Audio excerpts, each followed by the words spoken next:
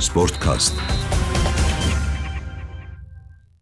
Ես Դավիթ Հաղաբեկյանն եմ, Sportcast նախագծի հերթական թողարկումն է, անդրադառնում ենք ֆուտբոլին, այս պարագայում կանդրադառնանք Եվրո գավաթներին եւ այդտեղ մեր Հայաստանի չեմպիոնի, գործող չեմպիոնի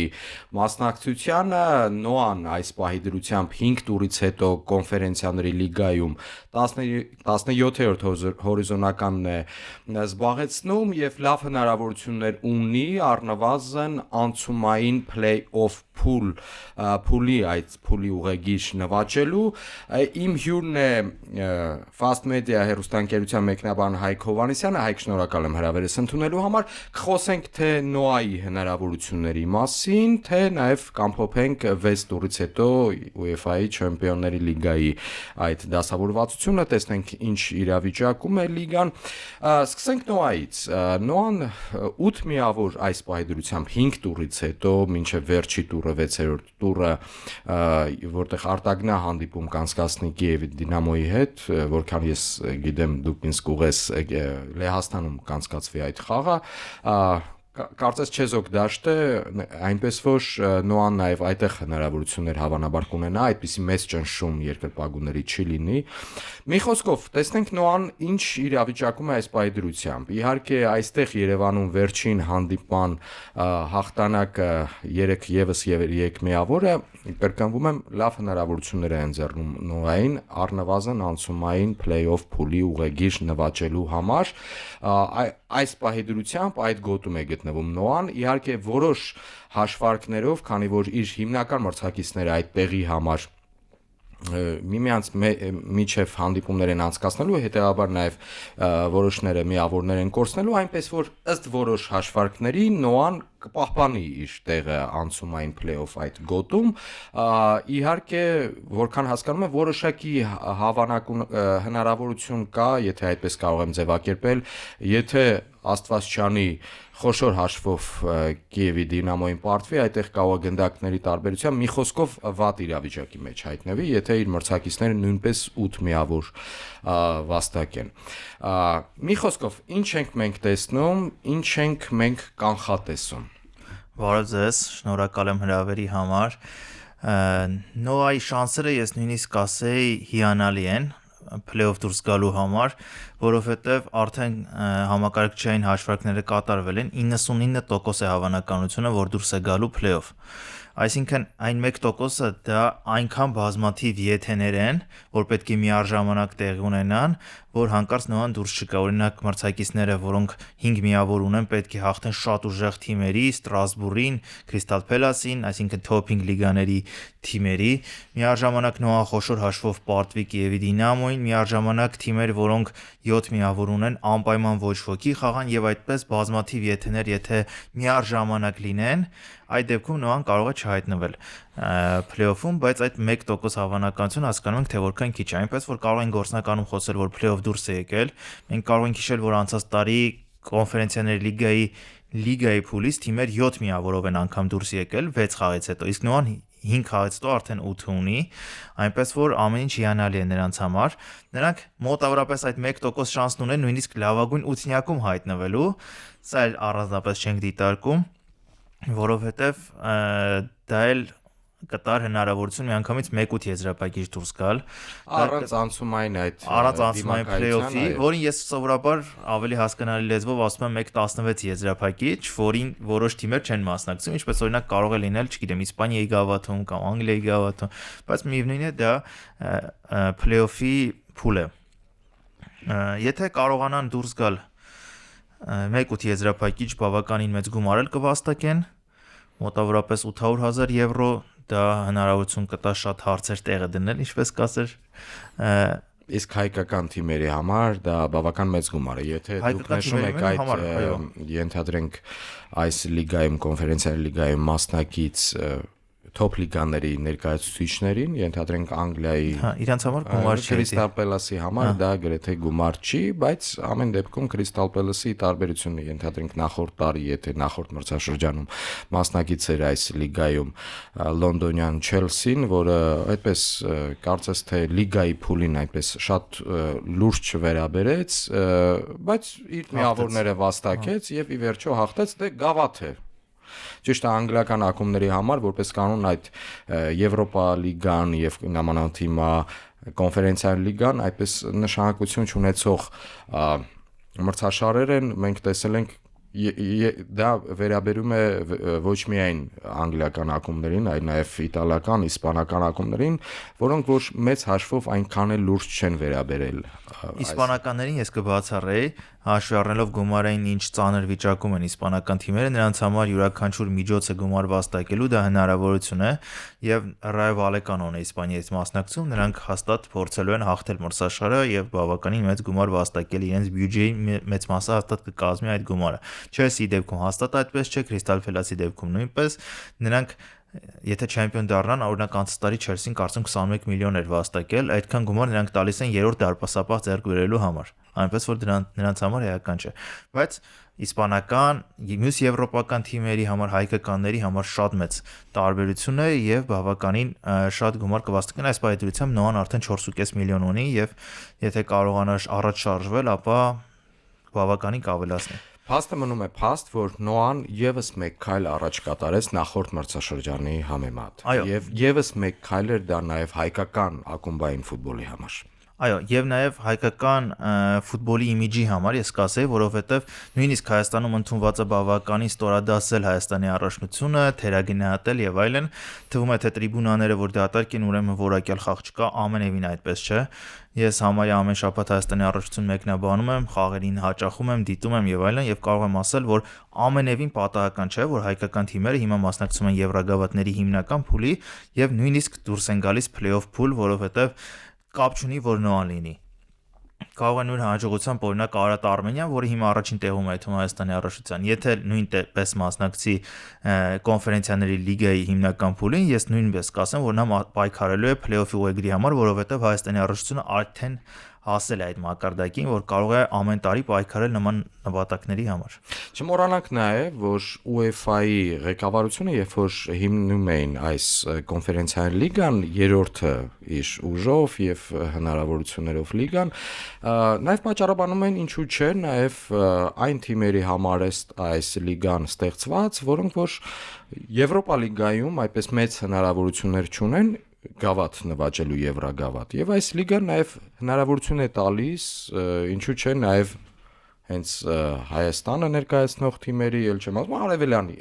արևելաեվրոպական թիմերին որոշակի հաջողություններ գրանցելու նաեւ Եվրամակարդակում։ Նաև այդ շունչը զգալու եվրոպական ֆուտբոլի, որովհետև դու գնում ես արտագնա խաղերի, զգում ես թե դա ինչ է, տեսնում ես ստադիոններ, տեսնում ես ֆուտբոլային մշակույթ եւ դրանք փորձում ես արդեն վերարտադրել քո երկրում, դա շատ կարեւոր է եւ գումարած անընդհատ քո ուժը փորձելու հնարավորություն է ստանում այլ երկրների հետ, որովհետև եթե այդ մրցաշարը նույն չլիներ, հիմա միևնույն է շարունակելու են մտածել, որ հայկական ակումբային ֆուտբոլը թույլ է։ Բայց մենք տեսնում ենք գործի մեջ, որ այդպես չէ, հակառակն է, անընդհատ ապացուցվում, ամեն տարի նոր նվաճումներ։ Եվ վերջին հաղթանակը Նոայի բավական տիտղոսակիր Լեհաստանի Լեգեի նկատմամբ, ամենատիտղոսակիր եւ պատմություն ունեցող թիմի նկատմամբ, եւս մեկ անգամ ապացուցեց նաեւ ձեր ասածը։ Հայկ, մենք տեսնում ենք, չնայած մենք հիշում ենք, երբ որ կոնֆերենցիաների լիգան հիմնվում էր եւ այդ նախագիծը ներկայացրեց UEFA-ն, քննադատություններ հնչեցին, թե դա ինչ է հետաքրքրություն, դիտարժանություն չունեցող լիգայի եւ այլն, բայց դուք քիչ առաջ ներկայացրեցիք այն դրական կողմերը այս լիգայի, որոնք կան, որոնք որ տալիս են նաև այն ակումբներին, այն երկրներին, որոնք Եվրագավաթներում մեծ հաջողությունների հնարավորություններ չունեն։ Ես համաձայն եմ, այո, կարող են մարդիկ լինել, որոնց հետաքրքրություն չառաջացնեն այդ լիգաները, նույն Եվրոպա լիգան, կոնֆերենցիոն լիգան, մարդիկ, որոնք դիտում են միայն top լիգաների top թիմերի խաղեր, մարդիկ, որոնք դիտում են միայն Չեմպիոնների լիգայի խաղեր, այո, կարող են նրանց չհետաքրքրել, բայց պետք է հասկանանք, որ այդպիսի մարդիկ միայն նրանք չեն ֆուտբոլ դիտողներ, շատ մարդիկ կան, որ այլ տեսակետ ունեն, նույն հայերի վերաբերյալ իհարկե հայկական ակումբի ելույթները շատ ավելի հետաքրքիր կարող է լինել, քան Չեմպիոնների լիգայի շարքային որևէ հանդիպում։ Այնպես որ ամեն ինչ համեմատականի մեջ է, պետք է հասկանաս, թե որ ուղղությամբ ես նայում, իսկ հայկական ֆուտբոլի աջակիցների եւ երկրպագուների քանակը նույնպես շատ ավելին է, քան մարդիկ ընդունված են համարել։ Ես օրինակ մոտավորապես այսպիսի կոնկրետ թվեր չունեմ, իմ պատկերացմամբ դիտումներով Հայաստանի առաջնությունը զիջում է միայն Անգլիային, Իսպանիային ու հնարավոր է Իտալիային, այն էլ երևի Մխիթարյանի գործոնն է ազդում։ Երևի Իտալիային է լավ, բայց հաստատ Գերմանիայից ու Ֆրանսիայից շատ դիտումներ ունի։ Այստեղ Հայաստանում հաստատ ունի, այնպես որ ովքեր որ կասեն, որ Հայաստանում ոչ մեկին հետաքրքիր չի, ես կխնդրեմ մի հատ թվեր ներկայացնել, իսկ թվերը կոնկրետ Հայաստանի առաջնությանը կան։ Օրինակ YouTube-ում հեռարձակում են խաղերը, դա դեռ Ֆասպորտի հեռարձակումները մի կողմ, միայն YouTube-ում արդեն հսկայական թվեր են։ 15000 մարդ դիտում է օրինակ, չգիտեմ, Գանձասար Փյունիկ հանդիպում, այնպես որ շատ բան կարծում եմ թվերով ապացուցվում է։ Համեմատության մեջ իհարկե շատ պատկերը այլ է թվում, նաև եթե համեմատություն անենք Եվրագավաթային պատմության հետ ընդհանրապես, մեր ստաժավոր ֆուտբոլասերը լավ կհիշի, որ ենթադրենք մինչև 90-ական թվականները, երբ որ ստեղծվեց Չեմպիոնների լիգան, մինչ այդ իհարկե գոյություն ուներ այդ գավաթը, կոչվում էր Չեմպիոնների գավաթ, կար նաև գավաթակիրների գավաթ, կար UEFA-ի գավաթ, կար Ինտերտոտոյի գավաթ եւ այլն։ Այդ գավաթների, նույնիսկ չեմպիոնների գավաթի խաղարկությանը մասնակցում էին հիմնականում չեմպիոնները։ Ու չեմպիոնները կամ էլ ենթադրենք նախորդ մրցաշրջանի հաղթողը, գավաթակիր այդ պայդրությամբ, բայց եթե նայում ենք ցանկին, ենթադրենք քառորդ եզրափակում կամ 1/8 եզրափակում ինչ թիմեր էին, այն անվանումները մենք կնայենք, կկարդանք կամ կլսենք, որոնք որ հիմա ենթադրենք մասնակից են Եվրոպա լիգային եւ կոնֆերենցիաների լիգային, այսինքն ամեն ինչ համեմատության մեջ է։ Աշխարհը փոխվեց 90-ական թվականներից եվրոպական ֆուտբոլային աշխարհի մասին։ Համաձայն եմ, եւ թմերի քանակը շատացան, ֆորմատը փոխվեց, երկրները ընդհանրապես շատացան, երևի 90-ականներից հետո արդեն երկրները շատ-շատացան։ Այնպես որ նույնիսկ ռմբարկողական որոշ ցուցանիշներ, որ հիմա գրանցվում են, ես տենց մի փոքր թերահավատորեն եմ վերաբերվում դրանց, որովհետեւ խաղերի քանակը շատ ավելին են, քան այն ժամանակին։ Ես ասում եմ, դե միջինով եկեք համեմատենք, չգիտեմ, նույն Ռեալի երկրպագուները, որ ասում են Կրիստիանո Ռոնալդուն Չեմպիոնների լիգայի պատմության ռմբարկուն է, ասում եմ համաձայն եմ, բայց խաղերի քանակը նայեք եւ համեմատեք նույն, չգիտեմ, Պուշկաշի կամ Դի Ստեֆանոյի անցկացած խաղերի հետ, կամ Գերտ Մյուլլերի ժամանակ։ Ուզում եմ ուղղակի Ռեալից օրինակ բերեմ, որ չմտածեն թե հանկարծ Ռեալի դեմ եմ ուզում ասեմ։ Այն ժամանակ դու սկսում էիր օրինակ 1:16-ից կամ 1:8-ից խաղում էիր մոտավորապես 7-8 խաղ եւ արդեն չեմպիոն էիր դառնում։ Իսկ հիմա դու 8 խաղ միայն լիգայի փուլում ես անցկացնում, հետո կարող ես եւս 8 խաղ անցկացնել փլեյոֆում կամ 9 խաղ, այնպես որ տարբերությունը հսկայական է։ Հոլանդն էլ հիմա այդ հնարավորություն ունի խաղերի քանակությունը տեսնելու։ Այդ թվում նաև, եթե Ռեալի մասին ենք խոսում, Կիլիան Մբապեն։ Ես եւս մեկ անգամ մեր ունկնդրին եւ ակնդրին հիշեցնեմ, որ իմ հյուրն է Fast Media հեռուստաընկերության մեկնաբան Հայկ Հովհաննիսյանը։ Հայկ, խոսենք նաև Նոայի հնարավոր, իհարկե այստեղ ամեն ինչ ենթադրելի, այսպես տիրույթում կլինի, հնարավոր մրցակիցներից, եթե մենք նայենք 1/8 եզրափակչի ուղեգիր նվաճող թիմերին, ենթադրենք այդ առաջի ութնյակում այս պայդրությամբ գտնվող թիմերին, այդտեղ մրցակիցները բավական ուժեղ են Նոայի մակարդակի համեմատ։ Դե Ստրասբուրգը այս պայդրությամբ 5 տուրից հետո առաջատարն է, այնտեղ կան նաև այլ ակումբներ, Crystal Palace-ը օրինակ Անգլիան ներկայացնող այդ ութնյակի մեջ չէ այս պայդրությամբ եւ եթե անլուրջ վերաբերի ենթադրենք այս 6-րդ տուրին կարող է նաև անցումային փուլում հայտնվի եւ վիճակահանությամբ այնպես ստացվի, որ Նոայի մրցակիցը լինի։ Մենք կուզենանք իհարկե դարձյալ Երևանում մրցակից տեսնել top լիգայի որևէ ներկայացուցիչի, դա ել ավելի մեծ հետաքրքրություն իհարկե կառաջացնի մեր ֆուտբոլասերի, նամանավանդ Նոայի երկրպագուի համար, սակայն ցանկանում ենք իհարկե, որ Նոան հնայուն չափ առաջ շարժվի։ Այստեղ մենք որ նայում ենք այս պահի դրությամբ, ովքեր են անցումային փուլի գոտում գտնվում, տեսնում ենք, որ Նոայի համար այսպես շատ դժվար մրցակիցները սակավաթիվ են։ Եթե ես չեմ սխալվում, կան իհարկե թիմեր, մենք տեսանք, որ վերջին հաղթանակը Նոան տոնեց Լեգիայի նկատմամբ, բայց Լեգիան ներեցեք, բայց կարծես թե գրեթե շանս չունի անցումային փուլում տեղ գրավելու, նաև Կիևի Դինամոն կորցրել է բոլոր հնարավորությունները այս պայդրությամբ, այնպես որ Կիևի Դինամոյի համար 6-րդ տուրը, այսպես ասած, ընկերական հանդիպման, այսպես բնույթի հանդիպում լինելու, ամեն դեպքում վստահ եմ, որ մրցակցություն լինելու է այդ խաղում եւ Նոայի համար կարեւոր է, որ այդտեղ միավոր վաստակի, ինչպես մենք մեր զրույցի սկզբնամասում նշեցինք, բոլոր այդ սակավաթիվ ռիսկերը չեզոքացնելու համար։ Նաև հնարավոր մրցակիցների վերաբերյալ պետք է հասկանալ, որ այս մրցաշրջանի մեկնարկից առաջ նոր կանոն ներառվեց, որ դու խաղալու ես այն թիմի հետ, որը գրավել է մոտավորապես համապատասխան տեղ, օրինակ եթե դու գրավես 9-րդ տեղը, խաղալու ես 24-րդ կամ 23-րդ թիմերի հետ։ Նախորդ մրցաշրջանում էր։ Բայց մեկ նոր օրենքի մասին է ուզում ասել, այս մրցաշրջանից սկսած, թե Չեմպիոններ լիգայում, Եվրոպա լիգայում, Կոնֆերենցիաների լիգայում դու ունենալու ես տնային խաղի առավելություն, եթե ավելի բարձր տեղ ես գրավել լիգայի փուլում, միջև ընդհանուր կիսաեզրափակիչը ներառյալ։ Մոտավորապես եթե պատկերացնենք, եթե Բարսելոնան Ինտերի հետ խաղար այս մրցաշրջանում կիսաեզրափակիչը, պատասխան խաղը լինելու էր Nou Camp-ում կամ այն ժամանակ Montjuic-ում, որովհետև լիգայի փուլում ավելի երկրորդ տեղն էր գրավել, միայն Լիվերպուլն էր ավելի բարձր տեղ։ Այդպիսի կանոն գործում է նաև Կոնֆերենցիաների լիգայում, NBA-ում, բասկետբոլի ասոցիացիայում եւ NHL-ում, այո, բարձր հիմնական, այսինքն տնային առավելություն։ Եթե դու օրինակ անցած տարի Օկլահոման բոլորից բարձր տեղեր գրավել, դրա համար բոլոր որոշիչ խաղերը իր տանը անցկացրել, ընդհանուր մինչև 7-րդ խաղը Ինդիանայի հետ։ Այս տարի, եթե հենց այս պահին լիներ play-off-ը 5-րդ տուրից հետո, Նոան մոտավորապես մրցելու էր կամ Օմոնիայի կամ Լոզանի հետ, ինչպես ես հասկանում եմ, այսինքն երկու հնարավոր մրցակիցներից մեկի հետ, բայց չէր ունենալու տնային խաղի առավելություն։ Այնպես որ Կիևի Դինամոյի դեմ խաղը նաև դրանով է կարևոր, որպեսզի հնարավոր լինի հաղթել, եթե հաղթեցին, մեծ հավանականությամբ տնային խաղի առավելություն են ունենալու, ոչ թե տնային մեծ հավանականությամբ, այլ հաստատ ունենալու են տնային խաղի առավելություն։ Եթե 11 միավոր վաստակի Նոան, մենք խոսեցինք այդ վերի հատվածում հնարավորության ու առաջի ութնյակ մտնելու շատ փոքր։ Ես նկատի ունեմ անցումային play-off-ի խաղը հաստատ տնային խաղի առավելությամբ է լինելու։ Իսկ մենք տեսնում ենք, որ Նոան կոնկրետ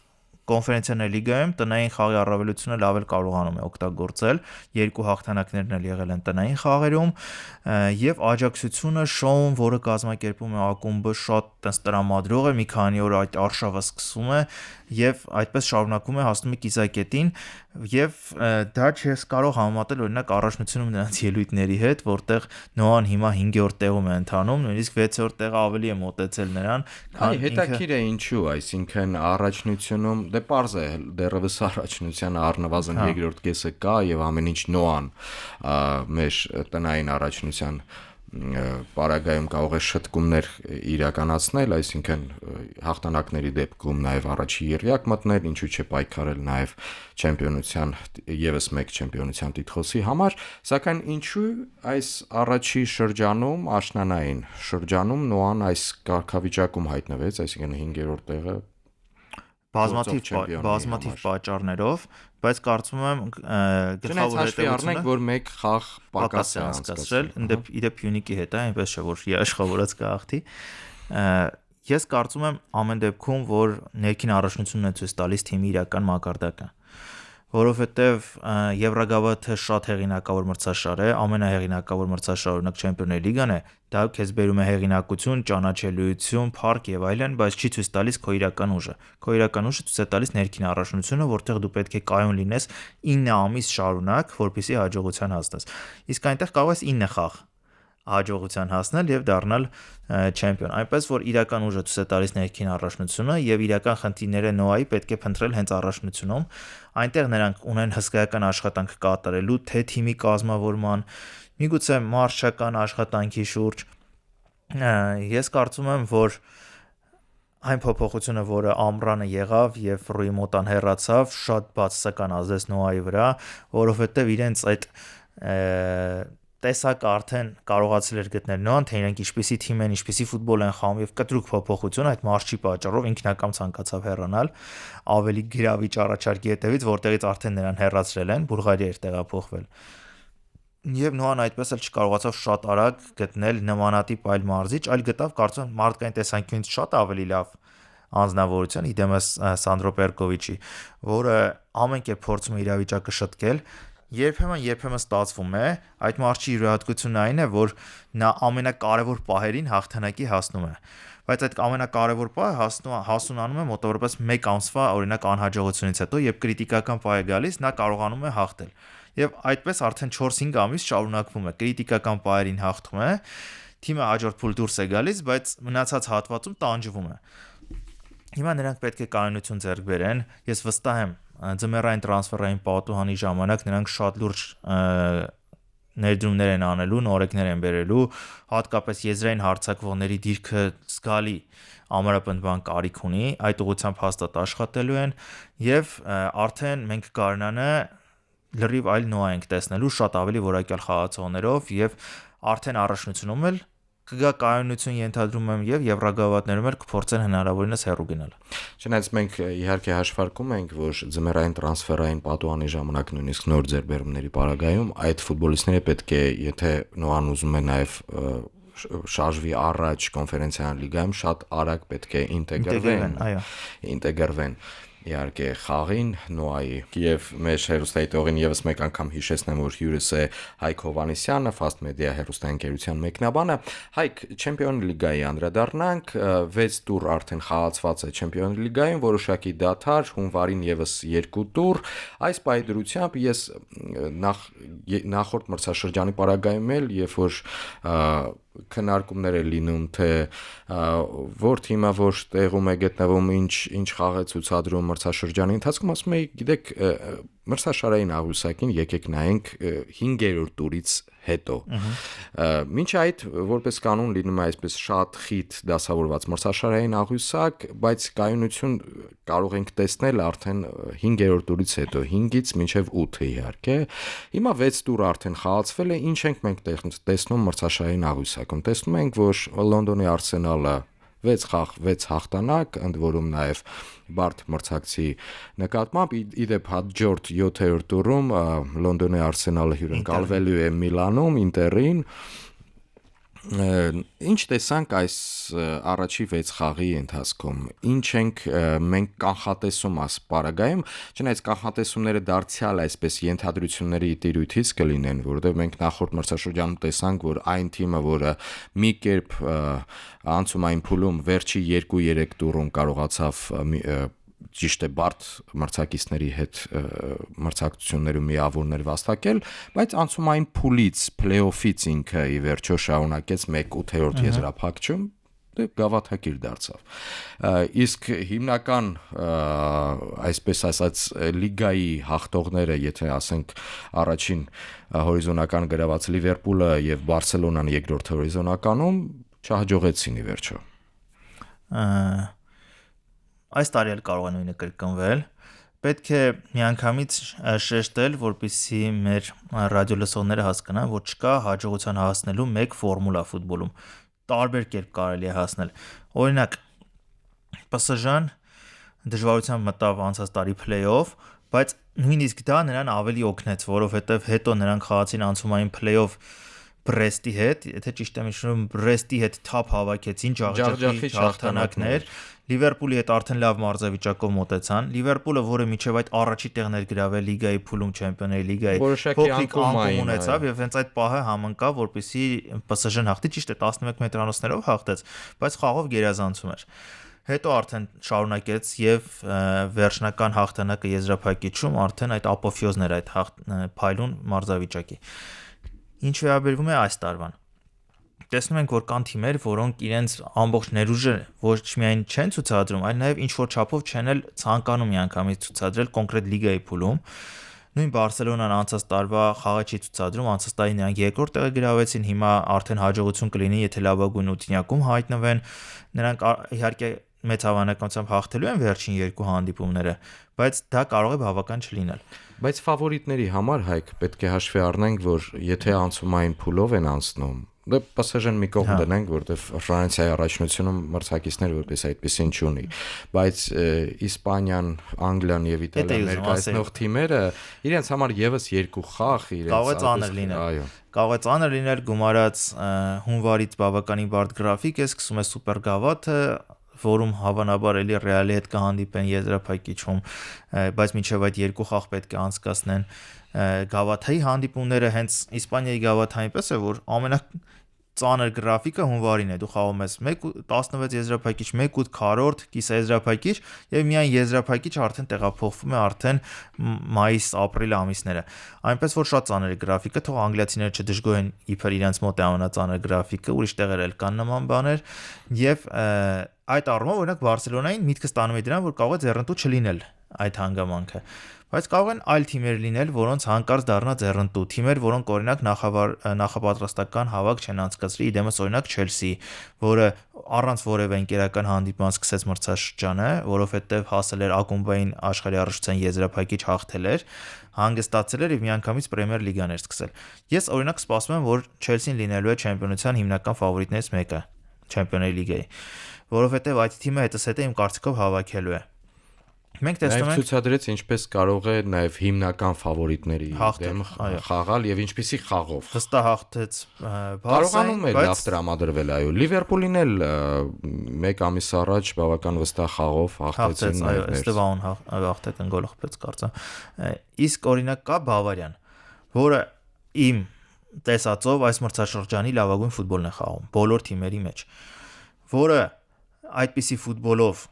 ամենայն հավանականությամբ կլինի 1/8, բայց թե ինչ կլինի արդեն երբ գարունը գա, այդ դա դժվար է ասել, որովհետև օրինակ Բավարիա Չելսի եզրափակիչը հեշտությամբ կարողանում են պատկերացնել։ Բայց Արսենալին պարտվեցին, Հայկ ջան, Արսենալին պարտվեցին, ընդ որում խաղով պարտվեցին։ Եվ Արսենալին հետզհետե գալով այսպիսի միտք ասեմ։ Դες օրինակ շատ են ասում, որ Գվարդիոլան հեղափոխություն է արել, չէ՞, ֆուտբոլում, եւ դա այդպես է։ Շատ մարզիչներ, երևի 90%-ը հիմա ավելի շատ նրանով են ոգի շնչվում, քան որևէ այլ մասնագետով, ընդ որում պարտադիր չէ, որ նույն ֆուտբոլը փորձեն ցուցադրել։ Բայց գաղափարները օգտագործում են։ Միևնույն է, նրանով հիանում են, որոշ տեղեր օգտագործում են, օրինակ մեր ֆուտբոլից օրինակ բերենք, թե Ռոբերտ Արզումանյանը, թե Եղիշե Մելիքյանը, երկուսն էլ հիանում են հենց Գվարդիոլայով։ Բայց մեկը նման է խաղում ինչպես Գվարդիոլան, իդեմս Ռոբերտ Արզումանյանը, Եղիշե Մելիքյանը ոչ, բայց երկուսն նույն մասնագետով են հիանում։ Եվ գալով այն մտքին, որը Արսենալի հետ է կապվում, Միկել Արտետան, որը նույնպես ամբողջ իր կյանքը ոգեշնչվել է Գվարդիոլայով, նրա օգնականն է եղել, եկել է Արսենալ, հետզհետե ոտքի է կանգնացրել այդ թիմը, բերել է նախկին մակարդակին, հենց կարևորագույն պահին, երբ Մանչեսթեր Սիթին հաղթեց Չեմպիոնների լիգան 2023-ին։ Կարծես այդ տարին նա վերցնի որպես նոր հեղափոխության օրինակ, որովհետև այդ տարի Մանչեսթեր Սիթին ինչը լինի, հաղթեց առաջին հերթին իր պաշտպանության շնորհիվ։ Նա խաղում էր 4 պաշտպան, որոնցից յուրաքանչյուրը կենտրոնական պաշտպան էին իրենց հիմնական դիրքով, ամպլուայով, բայց խաղում են եզրերում։ Եվ բոլորը բարձրահասակ, ամրակազմ, որոնց հնարավոր չէր օդային պայքարում գրեթե հաղթել, որոնք յուրաքանչյուր մենապայքար հաղթում էին, հենակետային Ռոդրին մոտավորապես նույն մակարդակի եւ 5 հսկաներով կարողանում են փակել բոլոր գոտիները։ Արսենալը կարծես նույն ճանապարհով գնա հիմա այդպես։ Այսինքն կարողացել են իրենց մեջ հաղթահարել գրավիչ ֆուտբոլ պարտադիր ցուցադրելու այդ պահանջը, որը ունեցել են ամբողջ կյանքում, բայց հասկացել են, որ կարող են ավելի ամրակազմ ֆուտբոլիստներով հաղթել։ Եվ հիմա երբ տեսնում ես, որ Արսենալը որևէ խաղ պարտվում է, ինչը շատ հազվադեպ է լինում, դու կարծես մտածես, այս է իրադարձություն էր։ Կարծում շատերի մոտ դա դեռ ամրացած չի, բայց մրցաշրջանի վերջում այդպես կլինի, որ իմացեք ինչ է եղել,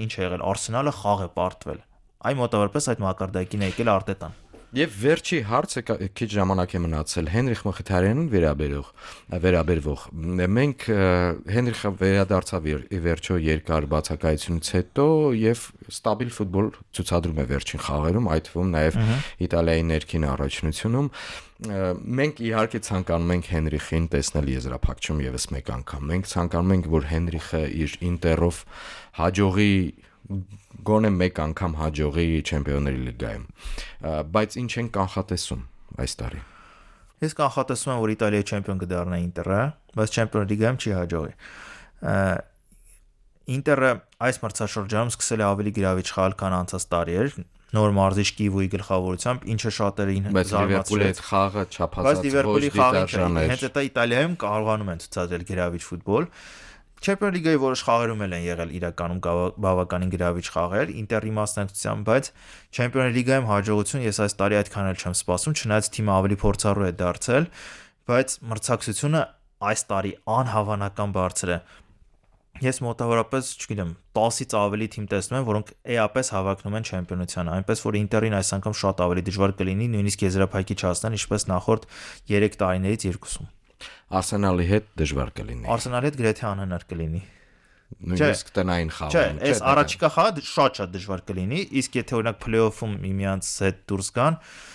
լավ, անհնար շատ ամպագորգոր է հնչում, բայց շատ դժվար կլինի։ Արսենալը իմ կարծիքով ֆավորիտ կլինի, այսպես թե այնպես։ Շնորհակալ եմ Հայկ, մեր ունկնդրին եւ ակնդրին եւս մեկ անգամ հիշեցնեմ, որ իմ հյուրն էր Fast Media հեռուստաընկերության մեկնաբան Հայկ Հովհաննիսյանը, զրուցեցիք Եվրագավաթներից, եւս մեկ անգամ հիշեցնեմ մեր ունկնդրին, որ մեր տեսագրությունը այս զրույցի դուք կարող եք դիտել Հանրային ռադիոյի պաշտոնական Facebook-յան էջում, YouTube-յան ալիքում եւ armradio.am կայքի հաղորդումներ բաժնի Sportcast հատվածում։ Ես Դավիթ Աղաբեկյանն եմ առայժմ։